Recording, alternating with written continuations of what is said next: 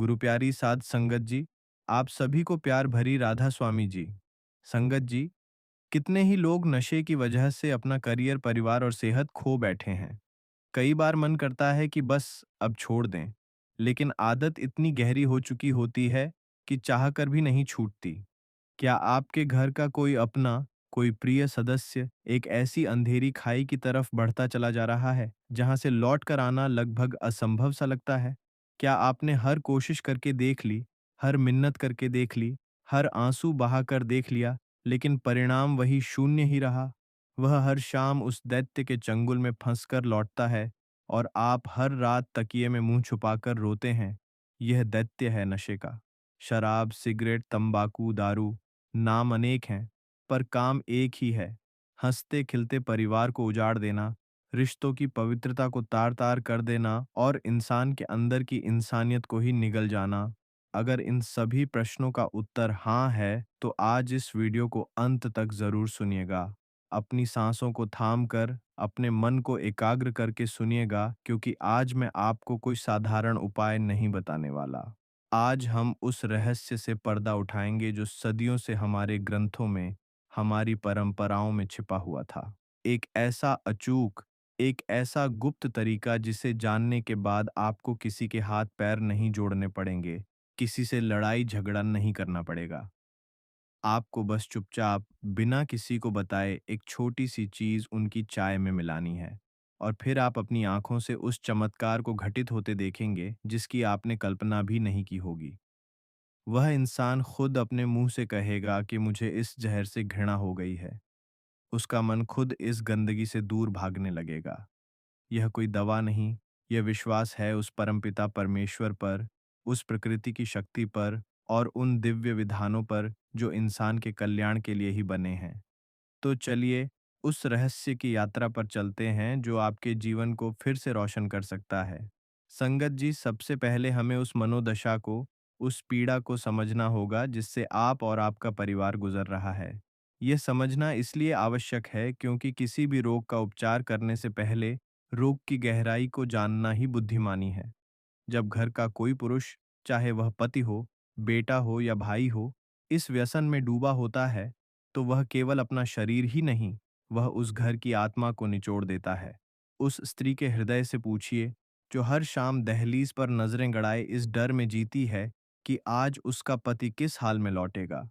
क्या वह शांति से आएगा, या फिर कल की तरह घर में क्लेश होगा? उसके मन में प्रेम की जगह धीरे धीरे भय और निराशा कैसे घर कर लेती है, यह वही जानती है। वह दुनिया से नजरें चुराती है, सामाजिक समारोहों में जाने से कतराती है। लोगों के प्रश्नवाचक और दया से भरे नेत्र उसके सीने में एक शूल की तरह चुभते हैं। वह अपने बच्चों के प्रश्नों का क्या उत्तर दे? जब एक मासूम बच्चा पूछता है, माँ, पापा ऐसा क्यों करते हैं? तो उस माँ के पास कोई जवाब नहीं होता। उसके आंसू ही उसका जवाब बन जाते हैं। उन बच्चों की आंखों में झांक कर देखिए, जिनके मन में अपने पिता की एक आदर्श छवि होनी चाहिए थी, पर उनकी स्मृति में केवल लड़खड़ाते कदम, तुतलाती जुबान और क्रोध से भरी आंखें ही अंकित रह जाती हैं। उनका बचपन डर और सहम के साये में बीतता है। वे अपनी दोस्तों से अपने पिता के बारे में बात करने से भी डरते हैं। उनके कोमल मन पर जो घाव लगते हैं, वे जीवन भर नहीं भरते। वे प्रेम और सुरक्षा के लिए तरसते हैं, जो उन्हें उनके अपने ही घर में नहीं मिल पाती।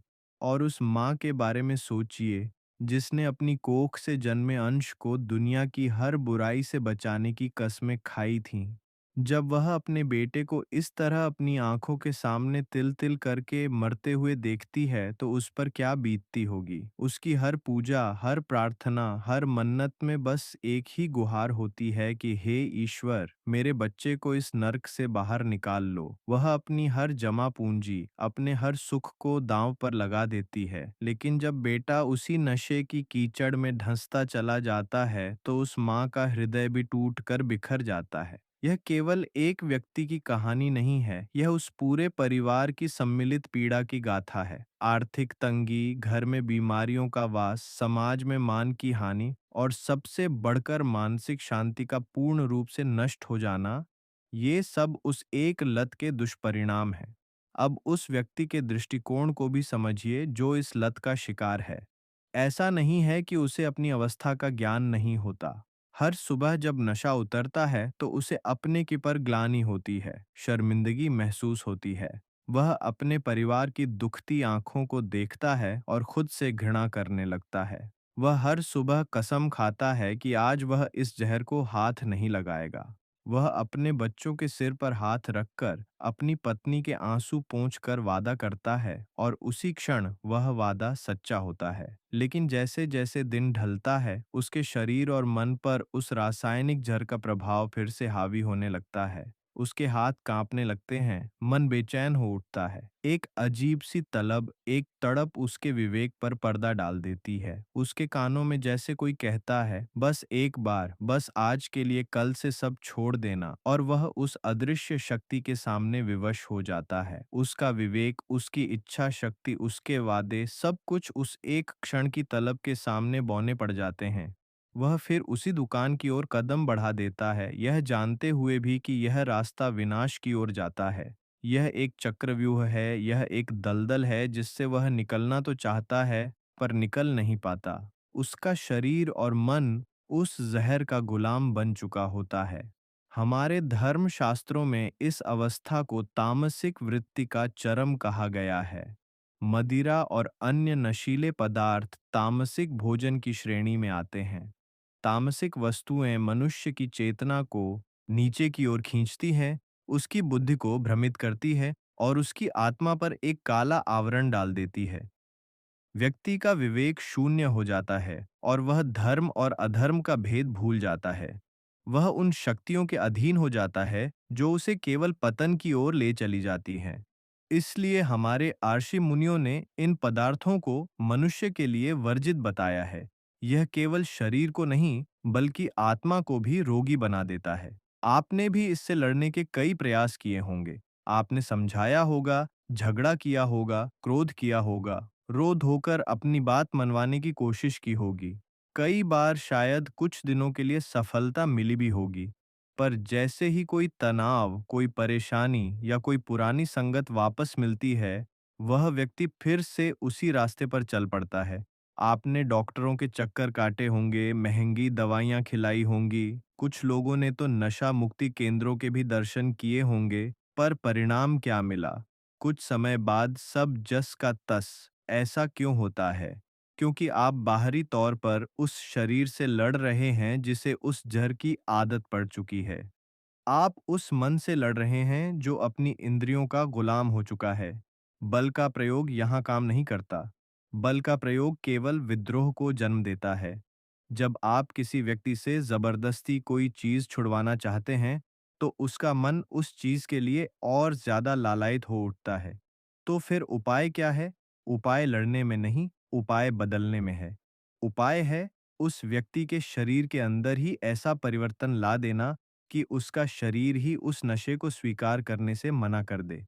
उपाय है उसकी स्वाद ग्रंथियों को, उसकी चेतना को इस तरह बदल देना कि जिस शराब या सिगरेट से उसे आनंद मिलता था, उसी से उसे घृणा होने लगे। और यह परिवर्तन आपको जबरदस्ती नहीं करना है। यह परिवर्तन होगा चुपचाप, गुप्त रूप से, बिना उस व्यक्ति को बताए। यहाँ पर प्रकृति और परमात्मा की शक्ति काम आती है। आयुर्वेद, जो हमारे वेदों का ही एक अंग है, केवल जड़ी बूटियों का शास्त्र नहीं है, यह जीवन का विज्ञान है। यह सिखाता है कि कैसे प्रकृति में मौजूद तत्वों का सही संयोजन करके शरीर और मन के बड़े से बड़े विकारों को जड़ से समाप्त किया जा सकता है। आज मैं जिस चीज के बारे में आपको बताने जा रहा हूं, वह कोई साधारण जड़ी बूटी नहीं है। यह एक ऐसा तत्व है जो धरती के गर्भ से प्राप्त होता है। इसे देवताओं का अंश भी माना गया है। हिंदू धर्म में, विशेषकर शैव परंपरा में, इसका बहुत बड़ा महत्व है। यह तत्व विष का नाश करने की अद्भुत क्षमता रखता है। इसकी प्रकृति गर्म है और इसका गुण शुद्धिकरण करना है। यह शरीर में व्याप्त उन विषैले कीटाणुओं और तत्वों को नष्ट कर देता है जो किसी भी लत का मूल कारण होते हैं। यह वह रहस्यमय चीज है जिसे हमारे पूर्वज जानते थे और समय समय पर इसका प्रयोग करते थे। लेकिन आज की इस भागदौड़ भरी आधुनिक कही जाने वाली जिंदगी में हम अपनी जड़ों से कट गए हैं और इन अनमोल ज्ञान की निधियों को भूल चुके हैं। अब मैं आपके सब्र का और इम्तिहान नहीं लूंगा। वह चमत्कारी, वह दिव्य तत्व है, आयुर्वेदिक शुद्ध गंधक। जी हाँ, गंधक, जिसे अंग्रेजी में सल्फर भी कहते हैं। लेकिन रुकिए, किसी भी पंसारी की दुकान से मिलने वाले पीले पत्थर को उठाकर प्रयोग करने की भूल मत कीजिएगा। वह अशुद्ध होता है और हानिकारक हो सकता है। आपको केवल आयुर्वेदिक शुद्ध गंधक का ही प्रयोग करना है। यह आपको किसी भी प्रतिष्ठित आयुर्वेदिक औषधि की दुकान पर आसानी से मिल जाएगा। यह विशेष प्रक्रियाओं द्वारा शोधित किया जाता है, जिससे इसके विषैले प्रभाव समाप्त हो जाते हैं और केवल इसके दिव्य औषधीय गुण ही शेष रह जाते हैं। यह एक लाल या भूरे रंग के पाउडर के रूप में मिलता है। अब प्रश्न उठता है कि इसका प्रयोग कैसे करना है। यहीं पर आपको अत्यंत सावधानी और श्रद्धा की आवश्यकता है। आपको इस शुद्ध गंधक की बहुत ही सूक्ष्म मात्रा का प्रयोग करना है। कितनी? बस एक गेहूं के दाने के बराबर। इससे एक कण भी अधिक नहीं। याद रखिए, आयुर्वेदिक औषधियां मात्रा पर ही निर्भर करती हैं। सही मात्रा में यह अमृत है और गलत मात्रा में यह विष का काम भी कर सकती है। इसलिए केवल एक गेहूं के दाने के बराबर मात्रा ही लेनी है। अब आपको क्या करना है? जब भी वह व्यक्ति चाय या दूध पीने के लिए मांगे तो आपको चुपचाप बिना उसे बताए यह एक गेहूं के दाने के बराबर शुद्ध गंधक का पाउडर उसकी चाय, कॉफी या दूध में मिला देना है। इसका अपना कोई विशेष स्वाद या गंध नहीं होती, इसलिए उस व्यक्ति को इसका पता भी नहीं चलेगा। आपको यह प्रयोग दिन में केवल एक बार ही करना है, लेकिन यह केवल एक रासायनिक क्रिया नहीं है। आपको इस क्रिया को अपनी श्रद्धा और प्रार्थना से जोड़ना है। जब आप यह पाउडर उसकी चाय में मिला रहे हों, तो मन ही मन अपने इष्ट देव को स्मरण कीजिए। मन में यह भाव लाइए कि हे प्रभु, मैं तो केवल एक माध्यम हूँ, यह औषधि नहीं, आपका प्रसाद है। आप ही इस प्रसाद के द्वारा मेरे प्रियजन के मन और शरीर का शोधन कीजिए। उसके अंदर व्याप्त इस नशे के दैत्य का संहार कीजिए। उसे सद्बुद्धि प्रदान कीजिए और इस अंधकार से निकालकर प्रकाश की ओर ले चलिए। आपकी यह मौन प्रार्थना, आपकी यह श्रद्धा इस औषधि की शक्ति को 1000 गुना बढ़ा देगी। क्योंकि जब कर्म और धर्म का, जब दवा और दुआ का संगम होता है, तो चमत्कार अवश्य भावी हो जाता है। अब क्या होगा? जब यह औषधि उस व्यक्ति के शरीर में जाएगी, तो यह धीरे-धीरे अपना काम शुरू करेगी। यह उसके रक्त में मिलकर शरीर के कोने-कोने में व्याप्त उन विषैले तत्वों को काटना शुरू कर देगी, जो उसे बार-बार नशे के लिए प्रेरित करते हैं। शुरुआत में शायद आपको कोई बड़ा अंतर ना दिखाई दे, लेकिन कुछ दिनों के बाद आप एक सूक्ष्म परिवर्तन महसूस करेंगे। जब वह व्यक्ति शराब या सिगरेट का सेवन करेगा, तो उसे वह पहले जैसा स्वाद या आनंद नहीं मिलेगा। उसके शरीर के अंदर से एक हल्की सी वितृष्णा, एक अरुचि का भाव पैदा होगा। उसे शायद हल्की सी बेचैनी या मतली का अनुभव हो सकता है। वह समझ नहीं पाएगा कि ऐसा क्यों हो रहा है। वह शराब को दोष देगा कि शायद आज शराब खराब है या सिगरेट में वह दम नहीं है। आपको बस धैर्य रखना है और अपना यह गुप्त प्रयोग जारी रखना है। धीरे धीरे हर बार जब भी वह नशा करेगा, उसका अवचेतन मन उस नशे को इस बेचैनी और अरुचि के साथ जोड़ने लगेगा। जिस चीज से उसे पहले आनंद मिलता था, अब उसी चीज से उसे घृणा होने लगेगी। यह एक मनोवैज्ञानिक युद्ध है जो आप उसके शरीर के भीतर उसकी चेतना के स्तर पर लड़ रहे हैं, और इसमें आपकी विजय निश्चित है।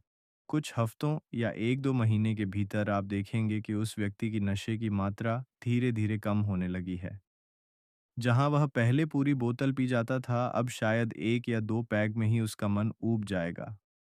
वह दोस्तों के साथ बैठने से कतराने लगेगा, क्योंकि अब उसे उस महफिल में मज़ा नहीं आता। वह खुद कहेगा, पता नहीं क्यों, अब पीने की इच्छा ही नहीं होती। यह सिगरेट का धुआं अब सहा नहीं जाता। यही वह क्षण होगा जब आपको ईश्वर को धन्यवाद देना है। यही आपकी पहली और सबसे बड़ी विजय होगी। यह उस व्यक्ति की इच्छा शक्ति की विजय नहीं है, यह उस दिव्य औषधि और आपकी निस्वार्थ प्रार्थना की विजय है। उसने अपनी मर्जी से नहीं छोड़ा, बल्कि उसके शरीर ने ही उस जहर को स्वीकार करने से इनकार कर दिया। इस प्रक्रिया के दौरान आपको घर का माहौल बहुत सकारात्मक और प्रेमपूर्ण बनाए रखना है। जब वह व्यक्ति नशे से दूर हो रहा हो, तो उसकी प्रशंसा करें, उसके साथ समय बिताएं, उसका ध्यान अच्छी चीज़ों की ओर लगाएं। उसे यह महसूस कराएं कि आप उसके साथ हैं। आपका प्रेम और सहयोग उसके लिए सबसे बड़ी ताकत बनेगा। एक समय ऐसा आएगा जब वह पूरी तरह से इस लत को त्याग देगा। उसके चेहरे पर फिर से वही पुराना तेज, वही मासूमियत लौट आएगी। घर में जो क्लेश और अशांति का वातावरण था, वह पूर्ण प्रेम और सौहार्द में बदल जाएगा। बच्चों को उनके पिता वापस मिल जाएंगे, पत्नी को उसका पति और माँ को उसका बेटा। वह उजड़ा हुआ घर फिर से एक मंदिर बन जाएगा। यह उपाय हजारों लाखों लोगों द्वारा आजमाया हुआ एक प्राचीन रहस्य है। गंधक शरीर की शुद्धि करता है, और जब शरीर शुद्ध हो जाता है तो मन स्वतः ही सात्विक विचारों की ओर अग्रसर होता है। व्यक्ति की रुचि पूजा पाठ, अच्छे कर्मों और अपने परिवार के प्रति कर्तव्यों में बढ़ने लगती है। मैं एक बार फिर से दोहराता हूँ, केवल आयुर्वेदिक शुद्ध गंधक का ही प्रयोग करें, और मात्रा केवल एक गेहूं के दाने के बराबर ही रखें। इस उपाय को पूरे विश्वास और गुप्त रूप से करें। किसी से भी इसका जिक्र न करें जब तक कि आपको पूर्ण सफलता न मिल जाए। आपका विश्वास ही आपकी सबसे बड़ी शक्ति है। प्रकृति ने हमें वह सब कुछ दिया है जो हमारे जीवन को सुखी और स्वस्थ बनाने के लिए आवश्यक है। जरूरत है तो बस उस ज्ञान को पहचानने की, उस पर विश्वास करने की। यह ज्ञान एक शक्ति है, एक ऐसी शक्ति जो टूटे हुए को जोड़ सकती है, अंधकार को मिटा सकती है और निराशा में आशा का दीप जला सकती है। अगर आपको यह जानकारी ज्ञानवर्धक और आपके जीवन में एक सकारात्मक बदलाव लाने की क्षमता रखने वाली लगी हो, तो हमारे प्रयास को अपना समर्थन दें। राधा स्वामी शब्द चैनल को सब्सक्राइब करना ना भूलें और घंटी के निशान को भी अवश्य दबाएं, ताकि भविष्य में भी ऐसी ही रहस्यमय और जीवन बदलने वाली जानकारियां आप तक सबसे पहले पहुंच सकें। इस वीडियो को लाइक करें और इसे अपना दोस्तों और परिवार के साथ साझा करें। क्या पता आपका एक शेयर किसी उजड़ते हुए परिवार को बचा ले, किसी की जिंदगी को एक नई दिशा दे दे। यह भी एक पुण्य का ही काम है। आपके मन में कोई प्रश्न हो या आप अपना अनुभव साझा करना चाहते हो, तो नीचे कमेंट बॉक्स में अवश्य लिखें, और साथ ही राधा स्वामी जी भी ज़रूर लिख दें। हमें आपके विचारों का इंतज़ार रहेगा। अगले वीडियो तक स्वस्थ रहें, सोच सकारात्मक रखें और अपने परिवार का ध्यान रखें। राधा स्वामी जी।